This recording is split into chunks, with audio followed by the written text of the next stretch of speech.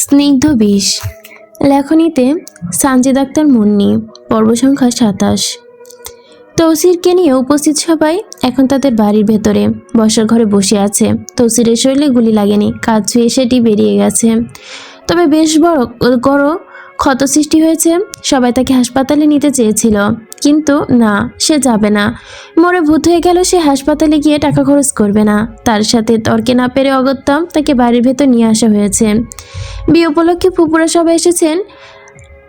তার মেজ ফুপুর মেয়ে মায়া ডাক্তারি পড়েছে, তাই সেই তৌসিরের ক্ষতে ব্যান্ডেজ করে দিচ্ছে। মায়া আবার তৌসিরের প্রতি ভারী দুর্বল। তার তো স্বপ্ন ছিল তৌসিরের বউ হওয়া। বিবি যেন তেমনই চেয়েছিলেন, বলেওছিলেন, কিন্তু শেষ পর্যন্ত তার হয়নি। মায়া এখন অতি সযত্নে তৌসিরের কাঁধ থেকে রক্ত মুছে দিচ্ছে। এর মধ্যেই নাজা ধীরে ধীরে সবার সামনে এসে দাঁড়ায়। কিছু না জানার ভান করে জিজ্ঞেস করে, কি হয়েছে ওনার?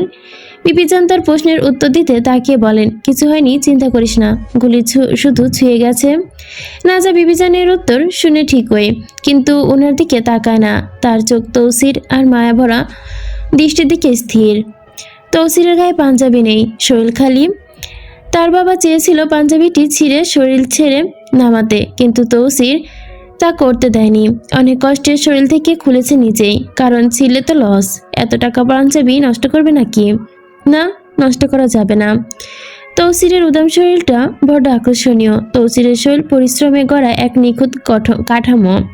চওড়া কাঁধে নিচে শক্ত বুকের পেশি টান টান হয়ে আছে, মাঝখানে নিয়ে নেমে আসা সরু রেখা। তার শরীরে দুটি ভাঁজে ভাগ করা, পেটের ওপর স্পষ্ট 6টি পিঠের রেখা, একটা বাড়তি চর্বি। সেই রেখাটার জন্য মাঝবে লাল রক্ত চুয়ে পড়ছে। আর তার বাহুতেই লম্বা ও শক্ত শিরাগুলো পরিষ্কার দেখা যাচ্ছে। মনে হচ্ছে প্রতিটি শিরার ভেতরে শক্তির মানচিত্র। কবজি থেকে কনুই পর্যন্ত পেশির ভাব করা। ধবধবে সাদা ফর্সা, গায়ের রং লাল, রক্ত গড়িয়ে পড়ছে তা হতে। নাজার সারা শরীর আগুন ধরে যাচ্ছে। মনে হচ্ছে কেউ ওর রন্ধে রন্ধে বিষ ঢেলে দিয়েছে। মায়া তৌসিরের শরীরে হাত দিয়ে দিচ্ছে কেন? এত আহ্লাদের কি আছে? গুলি তো তৌসিরে লাগেনি, মনে হচ্ছে যেন মায়ারও লেগেছে। নাজা খেয়াল করলো মায়া আসার পর থেকে তৌসির বলে মুখে ফেনা তুলে ফেলছে। অসব একটা মেয়ে, রক্ত মুছছে। এত ন্যাকামি করে ফু দেওয়ার কি আছে? ফু দিলে কি জ্বালা কমবে নাকি? রক্ত মুছেছে, এতে ন্যাকামি করে আবার ফু দিতে হবে কেন? ব্যান্ডেজ করে দিলেই তো হয়। নাজা এক কোণে দাঁড়িয়ে সব দেখতে থাকে। অন্যরা আলোচনা করছে কিভাবে, কেন মারলো। রুদ্র আর নাজেম চাচা বাইরে গিয়েছিল পরিস্থিতি দেখতে। বাড়ির আর কাউকে, বিশেষ করে তৌসিরের মাকে জানানো হয়নি গুলি লাগার বিষয়। উনি এসব দেখলে হার্ট ফেল করবে বলে, তাই কোনো প্রকার হকজয়ী ছাড়াই বিষয়টা সামলানো হচ্ছে। নাজার রাগে দুহাত মুষ্টিবদ্ধ করে নেয়। তৌসিরের গলা আর বুক বেয়ে পড়তে থাকা রক্ত মায়া অতি যত্নে মুছে দিচ্ছে। নাজা মনে মনে ভাবে, আমাকে বলেছিলি আমার নারী দোষ নাই, আর এখানে ফুফাতো বোনের সেবা নেওয়া হচ্ছে। বা কি সাধু পুরুষ, কি ভালো মানুষ। শালা আস্ত একটা বদমাইশ। মনে মনে আবারও রাগ উঠতে থাকলো তার। গুলি ছুড়ে গেল কেন? 3-4টে একসাথে বুকে বিঁধল না কেন? কহিমাছে প্রাণ, এত সহজে কি মরবে নাকি? নাজা দাঁতে দাঁত চেপে দাঁড়িয়ে, পায়ের আঙ্গুলগুলো রাগে মাটিতে গেঁথে যাচ্ছে যেন। তৌসির এতক্ষণ নাজাকে দিকে তাকায়নি, কারণ দুপুরে নাজাও তার দিকে তাকায়নি। এখন মুখ তুলে সে নাজার দিকে তাকালো, দেখলো নাজা মাথা নিচু করে দাঁড়িয়ে আছে। তার মধ্যে কোনো আতঙ্ক বা ভয় নেই। স্বামীর গুলি লেগেছে, তাতেও যেন কোনো দরদ নেই। অবশ্য থাকার কথাও না। নাজা হয়তো মনে মনে খুশি হয়েছে। হঠাৎ তৌসিরের চোখ পড়ে নাজার ডান হাতের আঙ্গুলের দিকে। রাগে কাঁপছে আর হাত মুষ্টিবদ্ধ করে রেখেছে। নাজার এই আচরণ দেখে তৌসির ভুরু কুচকায়, তারপর পাশ ফিরে মায়ের দিকে তাকায়। কয়েক মুহূর্তের মধ্যেই সে আসল কাহিনী বুঝে উঠতে পারে। মায়াকে এতটা কাছে আসতে দেওয়া উচিত হয়নি। নাজার আগের কারণ এটাই। নাজা আত্মসম্মানের জন্য মুখ দিয়ে কিছু বলবে না, কিন্তু মনে মনে ভুল ধারণা ঠিকই পুষে রাখবে।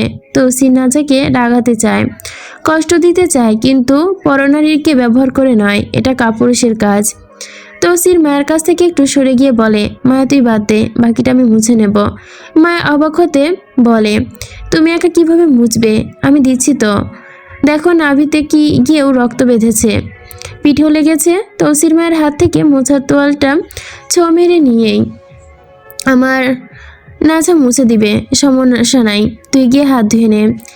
দাদা জানো পরিস্থিতি বুঝে গেছে, সবাই সবার ঘরে যাও। এরপর নাজা দিকে তাকিয়ে বলে, নাজা তুমি ওরে নিয়ে ঘরে যাও, গিয়ে রক্ত মুইছা দাও। নাজা ভেতরে যেন আগুন জ্বলতে থাকে, তো বসে শান্তভাবে মাথা নাড়ায়। আচ্ছা দাদা যান। তৌসির উঠে দাঁড়ায়, বাবার সামনে গিয়ে ওনাকে জড়িয়ে ধরে বলে, আব্বা আমার কিছু হয় নাই, তুমি অযথা চিন্তা করো না। ওর বাবা অনেক ভয় পেয়েছে এইসবে। তিনি তৌসিরের পিঠে হাত বুলিয়ে দিতে দিতে বলে, বাপ হইলে বুঝবি বাপের মন। কিছু হয় নাই জানি, কিন্তু মন তো মানে না রে পুত্তুর। আচ্ছা যা গিয়া গতর মোষ, আমি গোসল করে আহি, রক্ত লাগছে গায়ে। তৌসিরা নাজা ঘরের দিকে পা বাড়ায়। তারা যেতেই তৌসিরের বাবা নিজের ভাইয়ের দিকে তাকে ইশারা করে বেরিয়ে যাওয়ার জন্য বললেন, চল কোন হালায় গুলি মারছে বের করি। তন্ময় চাচা সায় দিয়ে বলেন, হ্যাঁ চলো। বিবিজান এদিকে বললেন, নাজেমরা গেছে তো, তোরা কেন যাবি, তোরা গিয়া বরং ঘুমা, যা রাত কম হয় নাই। তৌসিরের বাবা নাবোধক মাথা নাড়িয়ে দাঁত চেপে বললেন, যে আমার পোলার শরীর থেকে রক্ত ঝরাইছে, তার টুট টুট সিরা কাওয়ারে না খাওয়ানো পর্যন্ত আমার ঘুম হইব না, আমার জন্য ঘুম হারাম হয়ে গেছে। হন তুহিন সাহেব বলো, তাজা রক্ত ঝরছে আমার ভাতিজার শরীর থেকে, তাজা টকবগে রক্ত, যে রক্ত দেখাইছে তার রক্ত তো দেখতে হইব। আব্বা আম্মা তোমরা যাও, আমরা রে ধৈরা নিয়া আইতাছি, আর মাংস কুত্তারে খাওয়ামো একেবারে, তারপর ঘুমামো। দাদাজান বিবিজানের হাত ধরে বলল, তুমি ঘরে আও, ওর অগো কাজ করুক। বিবিজান দাদাজানের হাত পা বাড়াতেই তাদের বললেন, যা করবি সাবধানে, সামনে কিন্তু ইলেকশন। রাত 12টা বাজতে চলল, কিন্তু তারপরও গ্রামে সেই জীর্ণ টং দোকানে তালহাভাই বসে আছেন, যেখানে সে সবসময় বসে থাকতেন। দোকানের ঝাপটা অর্ধেক খোলা, ওপর থেকে হলদে বাল্ব জ্বলছে, চারপাশ থেকে ধোয়া উঠছে চায়ের কাপ থেকে। ছোট বড় সবার অট্টহাসি রোল উঠেছে, কিন্তু এই কলরবের ঠিক ওই মাঝখানে বসে থাকা তালহাভাই, এর মস্তিষ্ক বড় মরুভূমির ন্যায়। অতিরিক্ত হাসি ঠাট্টা বারংবারই তার অপছন্দ, কিন্তু আজ তার রীতিমতো বিষাদ হয়ে ঠেকছে। তার বুকের ভেতর বিষগ্ন যুদ্ধের দাবাগল বাজছে। বাড়িতে ফেরার ওনার কোনো তাগিদ নেই। ওনার যেখানে ইয়ারার জিনিস সারা বাড়ির মানুষ নাভিশ্বাস তুলে রেখেছে, এক গভীর আতঙ্ক আর অস্বস্তিতে পুরো বাড়ি গ্রাস করে রেখেছে, যা এখন তালাভাইয়ের কাছে অসহ্য লাগছে। তাই ফেরেনি এই বাড়িতে, স্টুডিও হতে সোজা আড্ডায় চলে এসেছে। উনি চুপচাপ বসে আছে, মস্তিষ্ক তার অস্থিরতা নেই। আগামীকাল মুভি চ্যানেলে কোনো সিনেমার এক্সপ্লেন করবে, সেটা নিয়ে ভাবার চেষ্টা করছে, কিন্তু বারবারই খেল খেয়ে হারিয়ে যাচ্ছে। হারিয়ে ফেলার কারণও আছে, এক নিদূর যুদ্ধ যে লিপ্ত তিনি। নিজের অস্তিত্ব নেই, কাউকে একজনকে উপড়ে ফেলার যুদ্ধে, যাকে তিনি এক সময় প্রাণ সঞ্চয়নী বলে জানতেন। আজ তাকে ভুলতে চাওয়ার প্রতিটা চেষ্টায় তিনি শোচনীয়ভাবে পরাজিত হচ্ছে। স্মৃতিরা মনে হয় অবাধ্য জিনের মতো তাকে চেপটে ধরে আছে। নাজার তুলনায় চেষ্টায় যখন উনি নিজে বুঝতে পারে, ঠিক এক মুহূর্ত আড্ডার এক ছোট্ট ভাই তালা ভাইয়ের অচেনায় ফিরে আনে। হাতের কাছে রাখা গিটারটা তার দিকে বাড়িয়ে দিয়ে আবদার করে বসে, তালা ভাই এই বিষগ্ন রাতে একটা গান নাম হলে জমে না, একটা গান ধরুন প্লিজ। তালহা গানের গলা ভীষণ ভালো, আর এই গুণটা মাঝে মাঝে তার জন্য বিপদ হয়ে দাঁড়ায়। আড্ডায় বসলে সবাই তাকে জেকে ধরে, গানের বায়না করে। বরাবরই তিনি সবিয়ে এড়িয়ে যান, কিন্তু আজ আর পারলেন না। বুকের ভেতরে দহন অগ্নি শিখার মতোই চলছে। মুচকে এক চিলতে হাসিতে গিটারটা হাতে নিয়ে তার পাশে রেখে দিলেন। তারপর তালাভাই সামনে একটা নড়বড়ে টুল টেনে নিয়ে তাতে আঙ্গুল দিয়ে হৃদময় তুলে বুক চেপে আর্তনাতি স্বরেই গেয়ে উঠলেন,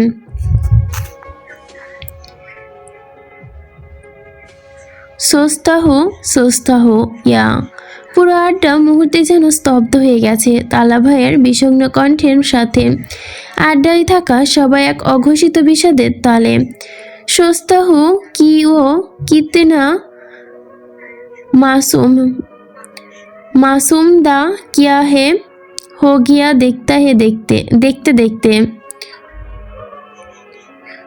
सोचता हूँ ও कितने मासूम है এখানে দানা হে হতো হয়তো ওই যে একটা গান আছে ওইটা হয়তো বা আকাশের ওপর অসীম শূন্যতা দিয়ে তাকিয়ে তালা ভাই গলার স্বর নামিয়ে তার সাথে একই স্বরে বাকিরাও গেয়ে ওঠে গানের শেষ দিকে এসে তালা ভাইয়ের কণ্ঠটা কিছুটা বুঝে আসে প্রতিশ্রুতি ভাঙার এই দুনিয়ায় বিশ্বস্তরা যেন কতটা দুর্লভ তারই প্রতিটা মুহূর্তর শেষ গানের শেষ হলো কিন্তু রেশ রয়ে গেল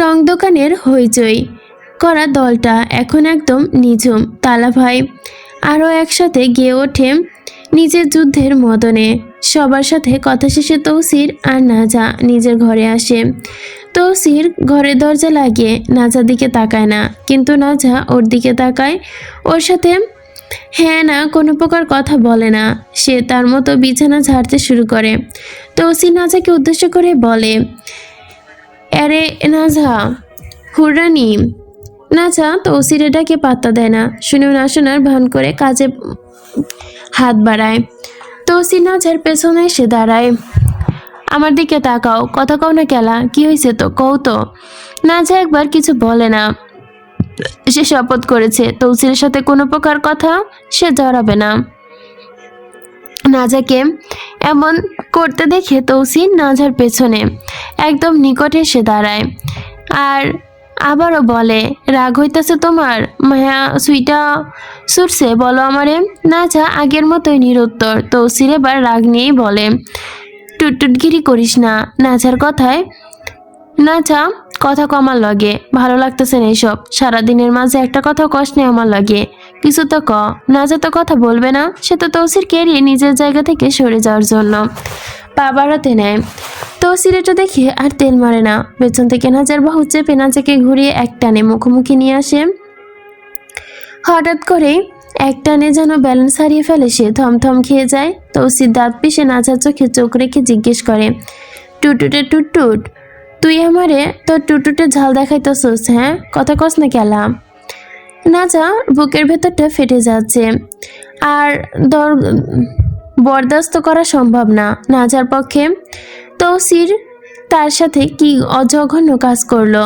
তারপরও বলতেছে কেন সে কথা বলছে না নাজার রাগ দেখায় না সে ক্রোধ প্রকাশ করে না কণ্ঠের গভীরতা আনে না অন্যদিকে তাকিয়ে বলে আমার কিছু বলা নেই ইচ্ছে নেই তাই বলছি না আপনি আমার তেমন কেউ না যার সাথে আমি রাগ ঝাড়ার অধিকার রাখি নাজার কথাগুলো তৌসিরের দিকে না তাকিয়ে বলে তৌসির হাত বাড়িয়ে দুটি নরম গাল চেপে ধরে বলে নিজের দিকে জোর করে মুখ তাক করায় আর জিজ্ঞেস করে আমার দিকে তাকা তোর যা বলার আমার দিকে তাকায় বল মানুষ পশুকে যেমন এড়িয়ে চলে তেমন তুই আমার এড়াই চলতেছিস এরকম করতেছিস কেন হ্যাঁ না বলার যা করার আমার দিকে তাকায়া করবি নাজা গলা ছিঁড়ে যাওয়ার মতো হলো গালটা যেন ছিঁড়ে যাচ্ছে সে তৌসিরের হাত সরাতেই চেষ্টা করলো হাত সরান সবার কিন্তু আগে আমার দিকে তাকা হাত সরানোর আগে ঠিক কিন্তু বল আমার দিকে তাকিয়ে কেন বলিস না কিছু কই তোরি তাকান আমার দিকে তোর চোখে যখনই আমার মেলা পছন্দ রে তাকা আমার দিকে তৌসিরের কথায় আর জোরাজোরির উপায় পেল না অবশেষে ঘেন্না ভরা দৃষ্টিতে নাজা তার দিকে তাকায় আর বলে আপনার এই চেহারার দিকে তাকাতে ঘেন্না হয় গায়ে ঘিন ঘিন করে তাই তাকাচ্ছি না আমার সাথে যা করেছেন তারপর আমি কিন্তু কিছু বলার শক্তি খুঁজে পাচ্ছি না আপনাকে আপনি নিজেই বলুন নাজার কথায় তৌসিরের কলিজায় বিঁধে সে মুহূর্তেই নাজার দিকে তাকায় তারপর নাজার মাথায় হাত রাখে তার চুলের মুঠি আঁকড়ে ধরে মুখটা উদম্বকে চেপে ধরে বলে আমি পাপী তুই গদ্দার আর আমাদের সংসার হবে ছলনার তাই তুই একটু স্বাভাবিক হ এগুলোতেই এত রাগ করার কিছু নাই তৌসিরের বুকে থাকতে চায় না নাজা তৌসিরের বুকে তার নাক মুখ চেপে নাজার নাক বারবার আঘাত করছে তৌসিরের শৈলীর গ্রাণ আর রক্তের তাজা গন্ধ সে অনেক কষ্ট করে মুখ তুলে তৌসিরের দিকে তাকায়, বিষমাখা গলায় বলে, আপনার মতো কুকুরের সাথে কথা বলার ইচ্ছা নেই আমার, সরুন আমার কাছ থেকে। এ শুনে তৌসির আলতো এসে নাজার চুলের মুঠি আরো শক্ত করে ধরে, তার মুখ উঁচু করে নিয়ে নাজা ঠোঁট আষ্টে পিষ্টে। নাজা ধাক্কা দিতেই তাকে সরাতে চায়, তথাপি প্রতিবারের মতো ব্যর্থ আজও। তৌসি নাজার ওষ্ঠ মুহূর্তে মুহূর্তে উন্মাদ হতে থাকে, ওষ্ঠের মাঝখানে, কখনো বা কিনারায়, কখনো নিচে। নাজা তৌসিরের দেওয়া এই এলোপাথারি আঘাতে দিশেহারা হয়ে যায়। সে যে তৌসিরকে বলবে আমাকে ছাড়ুন, এই সুযোগও দিল না তৌসির তাকে। তৌসির হঠাৎ এমন করছে দেখে নাজা বুঝে উঠতে পারছে না। নাজার শ্বাস নিতেও কষ্ট হচ্ছে।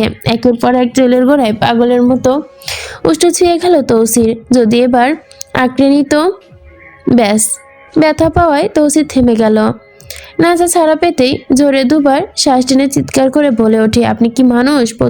পশুর মতো আচরণ কেন করেন?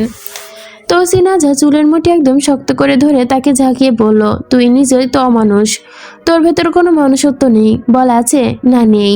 আর এটাই পশুর জন্য আচরণ, পশুর মতোই হওয়া উচিত। আপনি তো নিজেই মানুষ না যে আপনার সাথে আমি মানুষের মতো আচরণ করব। নাকি প্রতিশোধ নিলেন? তৌসি নাজার চুল ছেড়ে দিয়ে নাজার ওষ্ঠ মুখ ছুঁয়ে দিতে দিতে বলে, প্রতিশোধ? এইটা প্রতিশোধ? বিকেলবেলা তুই যে আমার দিকে তাকাস নাই, সেইটার প্রতিশোধ? নাজা তৌসিরের কাছ থেকে সরে যেতে চায়, কিন্তু তৌসির সেটা হতে দেয় না। সে উল্টো নাজাকে শক্ত করে নেয়। নাজা হুঙ্কার দিয়ে বলে, আমার ঘৃণা লাগছে আপনার ছোঁয়ায়, ছাড়ুন আমাকে, এভাবে টানবেন না আমায়।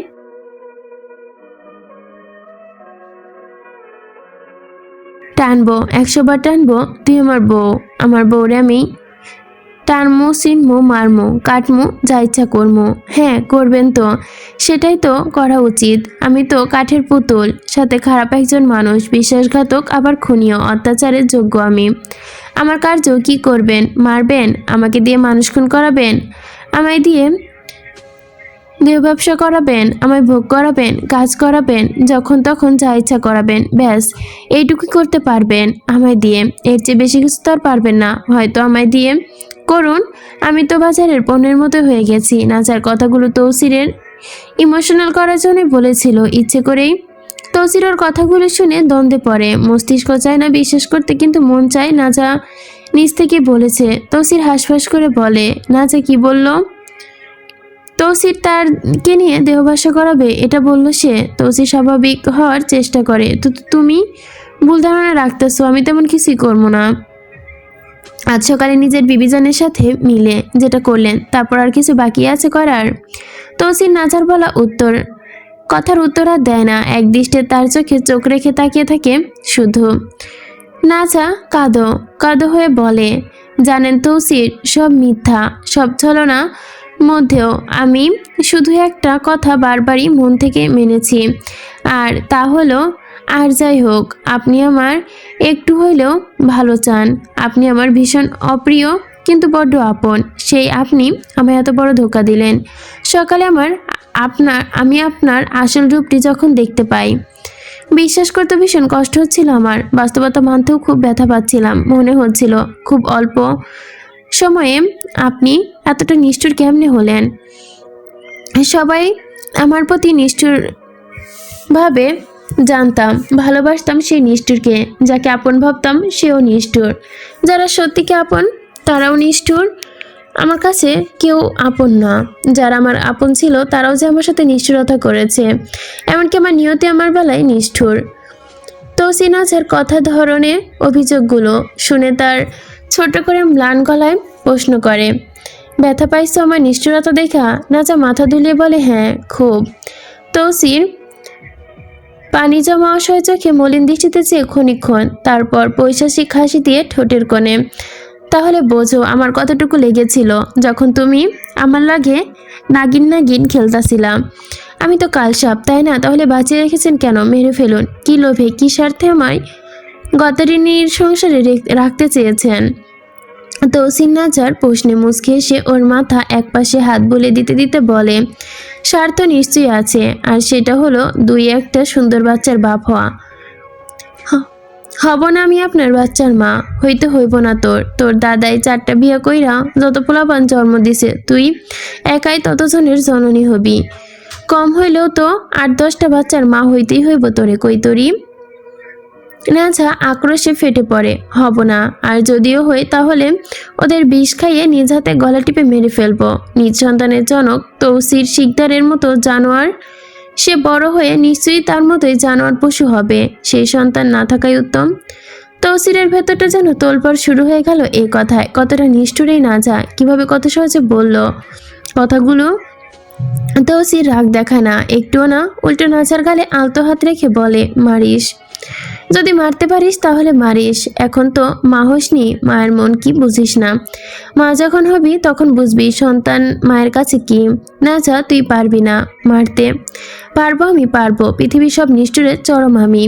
আমার মাও তো আমাকে একা রেখে চলে গেছে, সেও তো মা। সে যখন পেরেছে আমিও পারবো।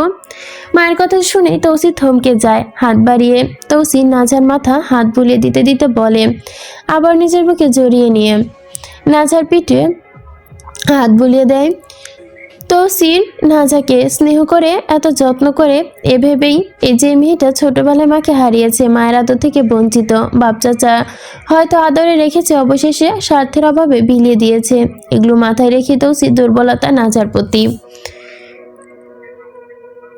নাজা যদিও 3 কবুল বলা আপন নারী তার, তাহলে 1-10-12টা নাজাকে চাপাতি দিয়ে কুপিয়ে পিস পিস করে বিরিয়ানি বানিয়ে দেওয়ার শক্তি রাখে তৌসির। নাজা তৌসিরের বুকে চুপ করে লেপটে হঠাৎ বিষাক্ত বাণী বলে, গুলি লাগলো আপনার, মারলেন কেন আপনি?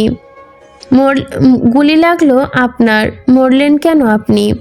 আপনি মরলে তো আমি বাঁচি, এখানে মরলেন কেন আপনি না? হয়তোবা লেখিকা লিখতে চেয়েছিল যে মরলেন না কেন আপনি। তৌসিরের হাতটা পিঠ থেকে ধপস করে সরে গেল। হাত অবেশ হয়েছে কথাটা শুনে। কলিজায় গিয়ে লেগেছে যেন মস্তিষ্ক তীরের ন্যায় বিঁধেছে। কি ভয়াবহ বাণী বলল তার কৈতরী। তার বুকে থেকে যেন ওর মৃত্যুটা আফসোস হয়ে গেল। কেন মরল না? কিভাবে বললে এই কথা? নাজা গলায় বিঁধল না, বিবেকে বাঁধল না। নাজা তৌসিরের অবস্থা অনুভব করতে পেরে নিঃশব্দে হেসে ওঠে। খুব শান্তি লাগছে এখন তার। একটু পর তৌসির বুক থেকে মাথা তুলে তার দিকে আর চোখে চেয়ে প্রশ্ন ছুড়ে, একটা প্রশ্ন করব। তৌসির নাজার চোখে চোখ রেখে তার বলা কথাটুকু শোনার চেষ্টা করে। তপ্ত শ্বাস ফেলে বলে, করো। অনুমতি পেয়ে নাজা শান্ত কণ্ঠে লালা আভা ঠোঁটে ফুটে ওঠে অচলা গলার শীতেল। জিজ্ঞেস করে, আপনার এই মায়ার সাথে কিছু ছিল নাকি? আপনার ভেতরে ঢুকে যাচ্ছিল যেন। তা সত্যি করে বলুন তো, আপনার আর তার সম্পর্ক কি? কোনো সম্পর্ক ছিল নাকি? আমি একজনকে সত্যি ভালোবাসি, সেটা আপনাকে বলেছি, আপনিও স্বীকার করুন। তৌসির দীর্ঘশ্বাস ফেলে বলে, যদি বলি তাহলে কি করবা? নাজার উত্তরে চেহারা যেন উত্তরেই পানসি হয়ে যায়। সে গলাস্বর নিচু করে বলে, আমার তো কিছু করার নেই, মেনে নিলাম।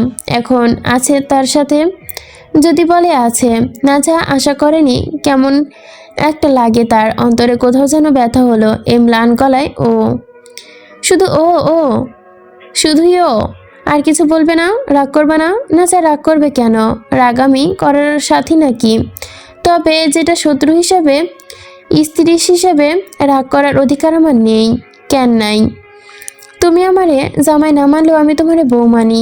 যদিও তুমি 1 নম্বরে টুট, তারপরও বউ আমি তোমারই মানি। আমার বউ তোমাতেই সম্পূর্ণ, তোমাতেই সমাপ্ত। কিন্তু তৌসিরের কথায় না যায় মৃদু হাসতে হাসতে কাছ থেকে সরে গিয়ে 2 পা তুলে বসতে বসতে বলে, না, রাগ করবো কেন? রাগ করার কি আছে? করুন প্রেম পরকিয়া, আমি বাধা দিব না। মায়া আপনার প্রতি অনেক অবসেসিভ, খুব ভালোবাসে হয়তো আপনাকে।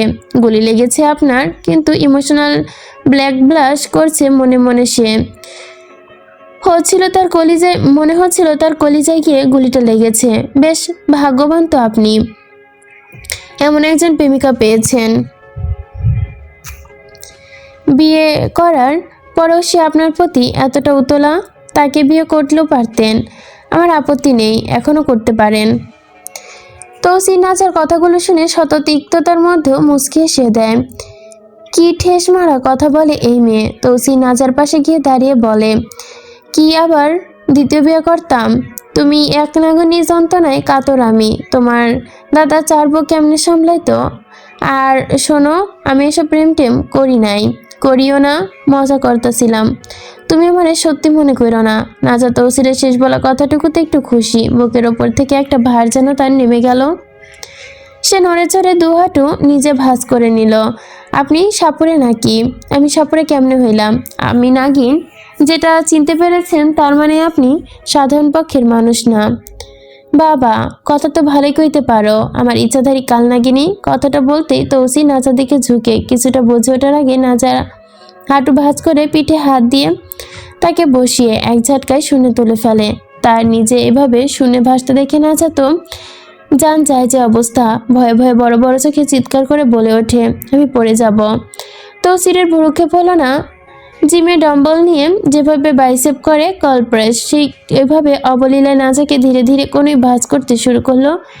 নাজার ওজন তার ওপরই ওঠানামা করছে। তৌসিরের বাহুর পেশিগুলো উঠেছে নামছে, হাতের রগগুলো স্পষ্টভাবে দেখা যাচ্ছে। নাজার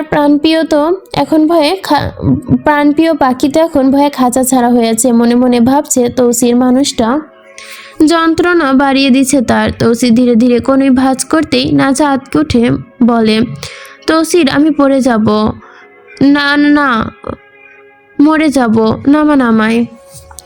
তৌসির নাজার আর্তনাতে পাত্তা দেয় না। ওকে ওইভাবে কোলে নিয়ে এক্সারসাইজ করতে করতে সে ঘর চারদিকে চক্কর দেয়। এক ঝুঁকিতে নাজার চুলের খোপা খুলে দিয়ে দীর্ঘশ্বাস ফেলে এলিয়ে মেঝের ওপর। নাজা কিছু বলতে পারছে না, তার হাতে তৌসির হাতেই বন্দি।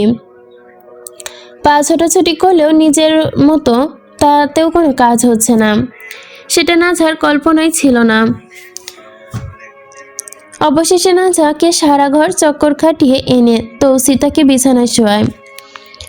তৌসির তাকে শোয়াতে হাত পা ছিটিয়ে নাজা জোরে জোরে শ্বাস ফেলতে থাকে। রাগান্বিত গলায় বলে, অতিরিক্ত করে ফেলেছেন আপনি, আমার নাড়ি ভুঁড়ি নিচে নেমে গেছে মনে হচ্ছে।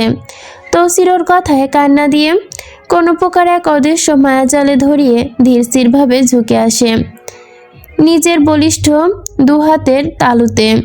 নাজাকে নমনীয় কবজি জোড়া বিশাল চাদরে নেই চেপে ধরে। তৌসির মুগ্ধ দৃষ্টি আটকে যায় তার নিচে শুয়ে থাকা এক অপার্থিব মানবী নাজার দিকে। কি সর্বনাশ, তার এই সৌন্দর্যে কি মারাত্মক রূপ নিয়ে জন্ম নিয়েছে এই মেয়ে। নাজার চোখের দিকে তাকাতেই এক গহীন অরণ্য আর চোখের এক সবুজ মণি জোড়ায় মিশেছে যেন। এই কনকনে শীতের বেশিরভাগ মানুষের ঠোঁট ফেটে চৌচির। নাজার রক্তিম ঠোঁট জোড়া যখন প্রাকৃতিক জৈলাস রূপে, নাজার পাতলা উষ্ঠ এমন শিশির করে ভেজা এই একজোড়া টকটকে লাল টিউলিপ, সজীব আর্দ্র মারাত্মক লোভনীয় অধর। তার এই রক্তিম ঠোঁটের দিকে তাকালে পৃথিবীর সমস্ত কিছু সংযম করা যায় যেন। তৌসির ক্ষতের তীব্র জ্বালা ছড়িয়ে পড়েছে এক অদ্ভুত অনুভূতি ঘেরে। তার দৃষ্টি ছাপে এক অদ্ভুত চুম্বন। তৌসির চোখের তীব্র জ্বালা ছাপিয়েছে, ঘোর অনুভব করছে। তার দৃষ্টির দিকে থমকায় নাজা। মনে মনে ভাবে, সে নাজা শুধু নারী নয়, সে তো একজন তিলোত্তমা, চিরধারিণী, বিশ্বধারিতী, সুষমা, তিল তিল করে সঞ্চয় করা অতি সংযোগের জিনিস।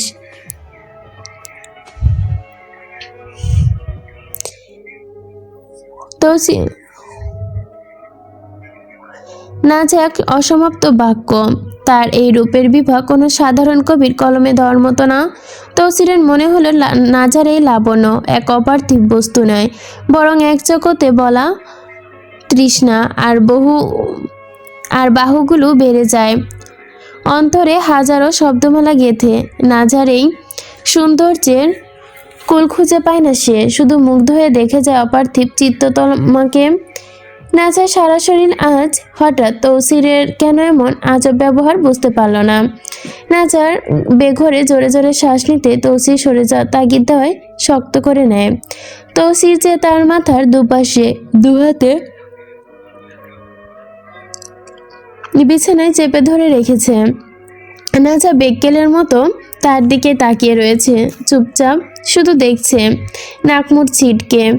আর এখন তার সাথে যা হচ্ছে, তৌসি নাজার বুকে এক পলক তাকায়। জোরে জোরে শ্বাস নয়, বুকটা ওঠানামা করছে তার। তবে সে বুঝতে পেরেছে সে ভ্রুক্ষেপ করছে না নাজার চোখের দিকে তাকিয়ে। হঠাৎ মনে মনে ভাবে টুটটুটের মায়েরি। তৌসির মুচকি হাসে আবারও। তালুকদারের মাইয়া একখানা ছক্কা কথা কই শুনবা? নাজা বিচলিত হবে ভুরু কুচকে বলে, আমারে ধ্বংস করার লাইগা তোমার আর সিনাল প্রয়োজন লাগবো না, কোনো ছলনাও লাগবো না। তোমার এই সাপের মতো সবুজ নয়নের চাহনি আমারে বারবার বরবাদ কইরা দেওয়ার জন্য একদম পারফেক্ট, বুঝলা তো? এইটুকু কথা তৌসির ধীরে ধীরে মুখে ঝুটিয়ে নিয়ে নাজার দিকে। নাজা জানে এখন কি হবে। নিশ্চয় তৌসির তার ওষ্ঠতে ওষ্ঠ মেলাবে। দিন শেষে 100টা চুমু খেতেই এই লোকের ঠোঁটে, তাই এখন এমনই করতে হবে। নাজা বিরক্তিতে চোখ বুঝে নেয়। তথাকথিত ভাবনাই সঠিক হলো না। তৌসির তা বুঝে নেওয়ায় চোখের পাতা আলতোভাবে উষ্ঠ ছোঁয়ায়। নাজার শরীরটা ঝিনঝিন করে কেঁপে ওঠে আবেশে। তৌসির জুতা মেরে গরুদান করছে যেন মনে হলো তার। সকালে কি খারাপ ভাষায় না তার সাথে কথা বলেছিল, তাকে দিয়ে খুন করিয়েছিল, আর এখন এত রাতে প্রেম বিনিময় করছে মনে হলো নাজার। কিন্তু না, আবারও নাজা দিকে তাকাতেই তখনও নাজা ফেলফেল করে তাকিয়ে জুতো থেকে মেরুন দাগ দূর করেছে। মেয়র সাহেব, আপনার জন্য বিক্রসিত ব্যবহৃত আমি ভুলব না। এসব ভুলে মিথ্যা মানবেরা। তৌসিরের মেজাজ একটু স্বাভাবিক অবস্থায় আছে। সে দাঁড়িয়ে, কিন্তু এখন আবারও বিপর্যয় হতে চলেছে। নাজা এক বিষমা বলি বলল। তৌসিরও শয়তান হেসে জবাব দেয়, আমি চাই মনে রাখো। আর শোনো, আর যদি আবার আমার সাথে গদ্দারি করার পরিকল্পনা বা চেষ্টা করো, তাহলে এর পরিমাণ ভয়াবহ হবে। কি করবে? কি করা আছে? কাপুরুষের মতো আমায় খুন করবে? তাহলে কি করবে? আমি কি করতে পারি বা না পারি তার নিশ্চয়তা এতদিনে নিশ্চয়ই খুব ভালোভাবে জানো। যেহেতু এই ঘরে নাত কাটাও, আমি কি করতে পারি তার ধারণাও রেখেছ। আমি গদ্দারি যতক্ষণ পর্যন্ত আপনি বরবাদ না হয়ে যান। তো সিরের ইচ্ছে করিস না তুই। এসব করে আমাকে কিছু ছিঁড়তেও পারবি না। তোর মতো তেলাপোকাকে আমি নিজের শত্রু লিস্টে অ্যাড করি না। আর তোর কতখানি বা আঘাত কতখানি তাও আমার খুব ভালো করে জানা আছে। নাজা তৌসিরের কথাগুলো বড্ড অপমানিত বোধ করলো। সে ছটফট করতে করতে রাগে গিজগিজ করে উঠল, আমার হাত ছাড়ুন, এভাবে ধরেছেন কেন? তৌসির নাজার এক হাত ছেড়ে দিয়ে নাজার চুলের ফাঁকে হাত ঢুকিয়ে মুষ্টি করে নিল চুল। তোর টুটুটে ঝাল ছুটাইমো থাপড়াইয়া। এই কথা বলে তৌসির বা হাত দিয়ে আরো শক্ত করে চেপে ধরে নাজাকে। ওষ্ঠ ছুঁয়ে দেয় তার খেলে যাওয়া চুলে। নাজা এক হাত তৌসিরকে সরাতে অনেকবার, কিন্তু ছাড়াতে পারে না। নাজা না পেরে চুলের মুঠো ধরে সরানোর চেষ্টা করে, কিন্তু নাজার অতিরিক্ত কষ্ট বুঝতে পেরে তাকে ছেড়ে দেয়। তৌসির ছেড়ে দিতে নাজা টাস করে একটা থাপ্পড় বসিয়ে দেয় তৌসিরের গালে, আর চোখ থেকে জ্বলন্ত আগুনের মতো রাগ ঝরে পড়ে। দম বন্ধ হয়ে মেরে ফেলার যোগ আর কি। আমায় তাহলে মেরেই ফেলুন, বালিশ চাপা দিয়ে, ঠোঁটে না, বুঝেছেন? নষ্ট পুরুষ, লজ্জা না থাকলে আমাকে টর্চার করেন নাকি? থাপ্পড় খেয়ে তৌসির শান্ত চোখে নাজার দিকে তাকিয়ে রয়। মনে মনে ভাবে এই থাপ্পড়ের যোগ্য সে। নাজা দোষী, সে মানল, তাই বলে নিজেও দোষী এই কষ্টেও দিবে তাকে না, এটা মোটেও ঠিক না। কারণ তৌসির মনে প্রাণে বিশ্বাস করে নারীদের শরীরে নির্যাতন করা পুরুষের মূলত কাপুরুষ। তারা নিজেদের জোর এবং ক্ষমতা খাটিয়ে স্বীকার করে। তৌসির লুঙ্গির গুট টাইট করতে করতে নাজার দিকে তাকে বলে, আজ হইতাছিল না তোমার লাগি লুঙ্গির গিট খোলার, কিন্তু আমি পারলাম না। আমি নিজেই ভালো মানুষের কাছে ব্যর্থ। এ বলেই তৌসির গোসল করার জন্য ওয়ার্ডরোবের কাছে যেতেই নাজা একলাপে উঠে বসে নিজের ওড়না ঠিক করতে করতে তৌসিরকে উদ্দেশ্য করে বলে, নিজেকে আর যাই বলুন দয়া করে ভালো মানুষ বলবেন না। গোলাম, আপনি একটা গোলাম। তৌসিরের কথার সাথে সাইদে বলে, গোলামি তো। এই দুনিয়ার সবাই তো গোলাম, আল্লাহর গোলাম। নাজা নাক ছিটকে নেয়। আমি হাদিস দৌড়াতে না, নামাজ তো দেখলাম না কোনোদিন পরে, জুম্মা ছাড়া। আর এখন এক ওয়াক্ত। আমার বড় বড় কথা দেখাচ্ছেন। আছেন তো দুনিয়া কইরা মানুষকে মেরে খাচ্ছেন। তৌসি নাজার কথায় ঠোঁট চেপে হেসে ওঠে। ওকে পা থেকে মাথা অবধি দুষ্টুভাবে পরখ করে। মানুষ মেরে খেলেও মানুষের কিন্তু এখনো আস্ত আছে, দুই একজনের মধ্যে তোমরাও তাই। এটুকু বলে তৌসির বাঁকা হাসি দেয়। নাজা তৌসিরের ইঙ্গিত করা কথা বুঝতে পেরে চুপসে যায়। তৌসির কথা বাড়ায় না। আজ আমি কথায় কথায় মেলা কথা কয়া ফেলছি। তৌসির ওয়ার্ডরোব থেকে একখানা লুঙ্গি বের করে, সাথে ছোট একটা স্পিকার নিয়ে ধীরে ধীরে ওয়াশরুমে চলে যায় একটা লম্বা গোসল দিতে। আজ একটা গান ঝুলছে, সেটা কয়েকবার শুনছে সে, তাই এখন সেটা বাজিয়ে গাইবে আর গোসল করবে। স্পিকারটা ওয়াশরুমের একটা তাকে রেখে বাজিয়ে দেয় গান। তৌসির এই অসুস্থতার শরীর নিয়েই গানের তালে ডিম্বো ড্যান্স দিতে যেন শান্তি লাগছে তার। সকল অশান্তি, সকল ক্লান্তি দূর হয়ে গেছে। কিন্তু তা সত্ত্বেও নাজা গিয়ে ওয়াশরুমের দরজা ধুমধাম ধাক্কা দিয়ে কিলঘুষি মারতে চিল্লে ওঠে, এই আপনি এই অবস্থায় রাতে কি শুরু করেছেন? কি বন্ধ করুন আপনার গান, এইসব বাজে গান ভালো লাগছে না, হয়তো খুব খারাপ হবে। খুলুন বলছি, দরজা ভেঙে দিব নয়তো, বেরিয়ে আসুন। তৌসির ওপাশ থেকে বলে ওঠে, এখন যদি আমি গোসল না করে বেরিয়ে আসি তাহলে আমার ফজরের গোসল হইব কইতাই, আমি ভেবে চিন্তেই কথা কও। নাজা তৌসিরের এমন কথা শুনে আর কিছু বলে না তাকে, মনে মনে বিড়বিড় করে, খবিশ গাঞ্জাখোর কোথাকার। এই বলে মুখ বাঁকিয়ে বিছানায় এসে বসে, কিন্তু বসে শান্তি নাই। এক গানের আওয়াজ তার সামনে ভেসে চলেছে। এটা তৌসিরের ফোনের রিংটন। একটা মানুষ কতটা খারাপ হলে এমন রিংটন রাখতে পারে? নাজা খুঁজে পায় না। অসবিতর ফাতুল লোক, মেয়র কারা বানিয়েছে একে? এই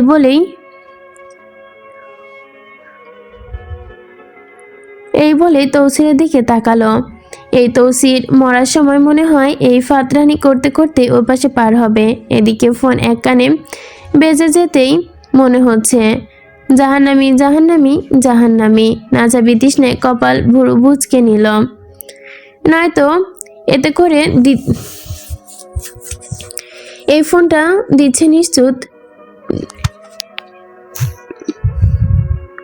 যে ফোনটা দিচ্ছে নিশ্চিত কোনো প্রয়োজনে দিচ্ছে, নয়তো এতগুলো ফোন দিত না। কৌতূহল নিয়ে হাত বাড়ায়। এত রাতে কে ফোন দিল তৌসিরকে? আবার তার প্রেমিক টেমিকা নয়তো? একথা মাথায় আসতে নাজা ধরফর করে হাত বাড়িয়ে দিয়ে ওঠে। নাজা নিজের কৌতূহল আর সন্দেহ দমাতে না পেরে ফোন ধরতে আচমকা না ওই নাম্বারটা থেকে কল আসে। নাজা ফোনটা ধরে নিঃশব্দে কানের কাছে যায়। কানের কাছে ধরতে ওপাশ থেকে রুদ্রের হাঁপানি করা কণ্ঠ। সে বলছে, তৌসির ভাই, টুটটুটের পুত্তুরে ধরে আনছি, তোমারে গুলি মারছে, তাড়াতাড়ি কুটিরে আও। এইটুকু শুনে নাজার হাত পা অবেশ হয়ে যায়। ভয়ে বুক ফেটে কলিজা ছিঁড়ে বেরিয়ে আসার উপক্রম। যদি তারা জেনে যায় এই লোক নাজার কেউ, তাহলে শেষ। তৌসির ভয়ঙ্কর কিছুর সাথে সাক্ষী হবে, সাথে নাজার জীবনেরও ঝুঁকি আছে। নাজা বুঝে যায় তৌসির ওকে মারবে না, কিন্তু এখন কিছু করতে যাবে তৌসির নিজেই তিলে তিলে মরে যাবে। নাজা শান্ত গলায়, শান্ত কণ্ঠে, নাজা তৌসিরকে দেখেনি। হঠাৎ করেই গলা শুনে আঁতকে ওঠে, টাস করে দাঁড়িয়ে ফোনটা হাত থেকে ফেলে দেয়। নাজা কাঁপতে থাকা হাতটি সক্ষম হয়নি ফোনটি রাখতে। নিজের ফোন মাটিতে পড়লে তৌসিরের বুকে এসে তীর বিঁধবে। বিধায় তার মতে অন্য কিছু করা ভালো হবে। এদিকে তাসিন চিৎকার করছে, বলে উঠছে, এই টুটটুটগুলা, এই ফোন আমি 6,000 টাকা দিয়ে কিনছি, মাত্র 9 বছর চালাইছি। আমি এত কিছু কইবার চাইতাছি না। আমার এত টাকা লস দিলি লস, না যা ঢোক গিলে নিল। মরণ আসলে চারদিক দিয়ে আসে। এখন তৌসির না নিজের ফোনের শোকে, তাকে একবার কাফন দাফন ছাড়াই পুঁতে ফেলে।